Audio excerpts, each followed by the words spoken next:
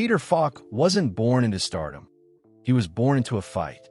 At just 3 years old, he lost his right eye to cancer. A glass eye would become his constant companion, a hidden part of him that shaped not only his face but his identity. Most people later knew it as part of his offbeat charm. The squint, the sidelong glance, the mysterious stare. But as a child, that glass eye made him feel different. Out of place. Broken before life had even started. Growing up, Peter used humor as a defense. In high school, he'd joke about it, sometimes even popping the eye out just to get a laugh. It worked, people laughed. But that laughter masked something deeper, a quiet insecurity that would follow him through every phase of his life. No matter how many awards he won or how famous he became, there was always that early sense of not being enough. The insecurity didn't stay buried forever. Years later, during a high-pressure run on Broadway, Peter hit a wall. He was deep into rehearsals for a demanding role when it all caught up with him. One day on stage, he felt his chest tighten. His hands shook. His heart raced. It wasn't nerves. It was a full-blown anxiety attack. He didn't talk much about it, but it scared him. That was the moment he quietly stepped away from live theater altogether. What made it harder was that by then, Peter was already well known. People expected him to be confident, cool, and in control. But inside, he often felt the opposite. Columbo might have been calm and collected, but Peter Falk was riddled with self-doubt. The very thing that made him brilliant, that constant need to prove himself, was also the thing that nearly broke him more than once. This fear of vulnerability drove him. He worked harder than anyone around him. Every role had to be perfect. Every scene had to feel real. He'd fight with directors, rewrite his own dialogue, and demand more takes. But underneath that creative control was a man just trying to feel safe in a world that hadn't always been kind to him. For Peter, the battle was never just about getting the part. It was about proving over and over again that he was more than the kid with the glass eye, more than the anxious actor backstage. He wanted to be remembered not for what he'd lost, but for what he created. And that fire, born from a place of pain, would fuel both his greatest successes and his deepest cracks. But that wasn't the only side of Peter Falk that audiences never saw. Before Peter Falk ever muttered just one more thing, he was already a force on screen, and not the kind you'd expect. Long before Columbo, Falk carved out a career as Hollywood's favorite unpredictable wild card. You'd see him playing twitchy gangsters, charming oddballs, and deeply emotional men who seemed like they were just on the edge of breaking down, or breaking through. His breakout role came in Murder, Incorporated in 1960, where he played the real-life mobster Abe Relis. It was raw, explosive, and completely unforgettable. The performance landed him an Oscar nomination, his first. Not long after, he picked up a second nom for Pocketful of Miracles, holding his own alongside Hollywood legends like Bette Davis. Think about that. 2 Oscar nods before he even became a household name. And Falk didn't get boxed in by typecasting. He could go dark, sure, but he could also be funny, tender, even weirdly poetic. In The Great Race, he paired with Jack Lemmon as a bumbling assistant in one of the zaniest comedies of the 1960s. Then came roles in offbeat, artsy films like Husbands, directed by friend and co-star John Cassavetes, and the cult hit Wings of Desire, where he literally played himself as a former angel walking among mortals. Talk about range. But even with all that success, there was a restlessness in Falk. He wasn't interested in just being famous. He wanted creative control. He fought for roles that challenged him, turned down scripts that felt lazy, and often clashed with producers who didn't share his vision. Even before Columbo, Falk had a reputation for being, let's say, difficult, passionate, absolutely, but also fiercely protective of his art. Then in 1968, everything changed. Prescription, Murder aired as a one-off TV movie, introducing Lieutenant Columbo to American audiences. Falk wasn't the first actor to play the role, but he made it his own instantly. With that crumpled trench coat, cigar in hand, and a style that was more chess match than interrogation. Viewers didn't just like him, they loved him. He was unthreatening, yet razor-sharp, a bumbler on the surface, but a mental trap you never saw coming. The show became an instant hit, and Falk was finally catapulted into a different orbit. He won 4 Emmys for Columbo and became one of television's most recognizable faces. Directors like Steven Spielberg called him a dream to work with, even in the early days of their careers. And for viewers, Columbo wasn't just a character. He was comfort, mystery, and brilliance all in one. But with that fame came pressure. The role was iconic, but also demanding. Falk would obsess over scripts, insist on rewrites, and sometimes butt heads with writers and producers. Behind the scenes, things weren't always as smooth as Columbo's polite smile. Peter Falk might have played the unflappable Lieutenant Columbo on screen, but behind the scenes, his life was anything but composed. As the detective charmed millions with his disheveled trench coat and humble demeanor, Falk himself was becoming increasingly erratic, demanding, and in some moments, downright unmanageable. By the mid-1970s, Falk had become one of the highest-paid actors in television. But with that success came an intensity that often made working with him a gamble. He would show up late to shoots, sometimes hours behind schedule, or demand last-minute rewrites of entire scenes.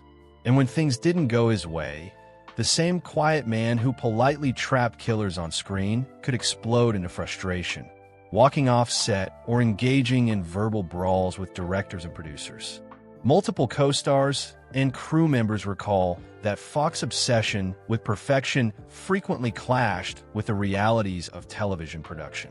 He wanted control, complete control, over Columbo's scripts, camera work, and even editing. And while some admired his dedication, others saw it as pure egotism. Suzanne Pleshette, who worked with Falk on several occasions, once referred to him as a brilliant pain in the asterisk, a man who could be both inspiring and infuriating within the same hour. His on-set behavior wasn't his only vice. Falk had a well-earned reputation for hard partying. Champagne flowed often. So did cigarettes, constantly. He was rarely without a cigar or smoke in hand. And some stories hint that the late-night script sessions he demanded were often fueled by more than just caffeine. One former crew member recalled how the show's budget ballooned due to Falk's delays and retakes. In one season, production costs doubled simply because he insisted on shooting scenes his way, regardless of whether the director agreed. Things got so intense at one point that Falk nearly quit Columbo entirely during a standoff with NBC executives. The reason? He wanted more creative freedom and a bigger cut of the profits. They refused. He walked. The show paused, and when it finally returned, it did so on his terms. Falk had negotiated a massive paycheck, directing privileges, and final say over scripts. It was a power move worthy of a Columbo takedown. Despite the chaos, Falk was still magnetic. He could storm off set one moment and crack the room up the next. His charisma was undeniable, even when he was at his most difficult. And in many ways, that intensity fueled the magic of Columbo. Every hesitation, every unfinished sentence, every awkward pause, it all came from Falk's mind, crafted and calibrated to disarm the audience just like his character disarmed suspects. But the deeper into the role he went, the more Falk's own identity began to blur. He wasn't just playing Columbo. He was Columbo. And when he wasn't on camera, that same intensity, control, suspicion, relentless pursuit of getting it right started creeping into his personal life too. To the public, Peter Falk was a loyal, soft-spoken man. A devoted husband who smoked cigars and solved crimes in a trench coat. But behind the carefully polished image, his romantic life was far messier and, at times, downright toxic. Falk's most high-profile relationship was with actress Sheridan Azzi, a stunning and ambitious woman 22 years his junior. The two met in 1976 on the set of Columbo, where she had a guest role. From the start, It was electric, but not exactly stable. They married in 1977, and for the next 3 decades, their relationship became one of Hollywood's most unpredictable love stories. Not because it was a fairy tale, but because it was anything but. Friends and insiders described their marriage as a constant push and pull. Falk was known to be controlling, deeply jealous, and emotionally intense. Donese, on the other hand, was fiercely independent. She reportedly resented being cast in her husband's shadow and bristled at the idea that her acting career revolved around Falk's fame. Despite appearing in more Columbo episodes than any other actress, she never quite broke through in her own right. Some say that imbalance created resentment. Others whisper that it created competition. The couple separated multiple times, with insiders revealing screaming matches, long periods of silence, and even rumors of infidelity. At one point in the late 80s, divorce papers were reportedly drawn up, then mysteriously withdrawn. Falk and Donese would be seen together at events, all smiles, but those closest to them knew that the real story was far more turbulent. Things became even more strained as Falk's health began to decline. In the 2000s, signs of cognitive issues, possibly early dementia, started surfacing. As the symptoms worsened, so did the drama. In 2009, a legal battle erupted when Donese sought to become Falk's legal guardian, claiming he was no longer capable of managing his affairs. The move shocked Falk's adopted daughter, Catherine, who had been estranged from her father for years. She accused Donese of isolating Falk from his family and manipulating his finances. Donese fired back, insisting Catherine was only after her father's money. The courtroom showdown turned ugly. Testimonies painted a picture of a once sharp mind, now trapped in confusion and paranoia. The man who once outsmarted murderers on screen could no longer remember the lines that made him famous. Ultimately, Donese was granted conservatorship, but the damage to Falk's legacy was already done. The headlines weren't about his Emmy Awards or legendary performances anymore. They were about betrayal, secrecy, and a once private life spilling out into public scandal. It was a heartbreaking fall from grace. Falk had always kept his private life close to the vest. But in his final years, everything came undone. The loyal husband, the devoted father, the master of logic and reason, all of it was now up for debate. Peter Falk spent most of his life catching liars. But in his final years, the truth around his life grew murky and deeply unsettling. As Columbo, he was sharp, observant, impossible to fool. But in reality, Falk's mind was quietly slipping away, and the people closest to him were suddenly at war over who truly had control. By the early 2000s, friends and colleagues began noticing subtle changes. Falk was forgetting names, missing cues, and struggling to keep track of conversations. At first, people chalked it up to age. But by 2008, it was clear something far more serious was going on. Doctors diagnosed Falk with advanced Alzheimer's disease, and his memory rapidly deteriorated. The actor, once known for his razor-sharp improvisation, could no longer recognize friends or remember roles he'd played dozens of times. Then came the legal firestorm.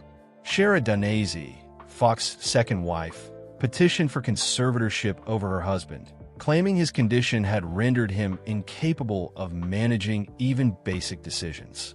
Catherine Falk, his adopted daughter from his first marriage, contested the move, igniting one of the ugliest family battles in recent celebrity history. Catherine accused Donese of isolating Peter from his loved ones and refusing her access. She painted a chilling picture: a dying man, locked away in his Beverly Hills estate, cut off from the world that adored him. According to her, he wasn't even aware when longtime friends came to visit. Donese, meanwhile, portrayed herself as the only person truly looking after his well-being. Both sides pointed fingers. Neither backed down. The court eventually sided with Donese, granting her full control. But the damage was already done. Fans who grew up watching Falk's gentle, curious detective were now reading headlines about elder abuse, manipulation, and financial secrecy. The kind, inquisitive soul who once leaned in and asked just one more thing could no longer even speak a complete sentence. Peter Falk passed away on June 23, 2011, at age 83. The announcement was quiet. No major public service. No televised tribute. Just a short statement confirming that complications from Alzheimer's and pneumonia had claimed one of television's greatest icons. For many, it felt wrong, almost eerie. A man so beloved, so ever-present in people's lives, fading away without ceremony. Even stranger, it wasn't until after his death that the full extent of the turmoil became public. Catherine Falk revealed that she hadn't been informed about her father's death until days later, and wasn't allowed to attend his funeral. She later began lobbying for legislation to protect adult children's rights to visit ailing parents, calling her experience a nightmare. It was a heartbreaking, almost surreal ending to a man whose life had once felt larger than fiction. Falk, the performer who could read a room with a single raised eyebrow, had spent his final days confused, voiceless, and surrounded by conflict. The mystery wasn't on screen anymore. It was all around him. For a while, it seemed like Peter Falk's story would end in silence. The public meltdown, the legal drama, the sad, private fade into illness. It was a tragic final act that fell out of sync with the brilliance he once radiated on screen. But something strange happened in the years after his death, something even Columbo might have raised an eyebrow at. Columbo came back, not with a reboot, not with a flashy remake, but with people, millions of them, rediscovering the original series and falling in love with it all over again. In the age of TikTok and Twitter, where attention spans shrink and content is faster than ever, Peter Falk's slow-talking, seemingly scatterbrained detective somehow became a cult hero. Young audiences who weren't even alive during the show's prime were suddenly quoting episodes, analyzing his cases, and treating Columbo like a style icon. The rumpled coat, the cheap cigar, the offbeat pauses, it was all back. Streaming services began quietly adding Columbo to their libraries, and with that came a digital resurrection. Memes circulated. YouTube essays dissected his genius. Entire Reddit threads sprang up devoted to his one-liners and masterful takedowns. Falk, the man once dismissed as too weird for leading man roles, had posthumously become a symbol of quiet brilliance, of thinking before speaking and listening before acting. And it didn't stop with Columbo. Filmmakers like Rian Johnson, Knives Out, openly credited Falk's influence on a new wave of murder mystery storytelling. Daniel Craig's quirky Benoit Blanc? That was Falk DNA through and through. Even in fashion circles, Peter Falk's disheveled detective look became something of a vibe, anti-polish, in a world obsessed with perfection. In a strange way, Falk became cool by not trying to be cool. But beyond the pop culture revival was something deeper, something more meaningful. People started talking about Falk himself. Not just the character, but the man. The artist who fought for creative control, the actor who defied Hollywood's beauty standards, the icon who brought humanity to every role. His quirks weren't flaws, they were his genius. Catherine Falk, despite her painful public fight with his estate, continued to campaign for adult children's visitation rights in honor of her father.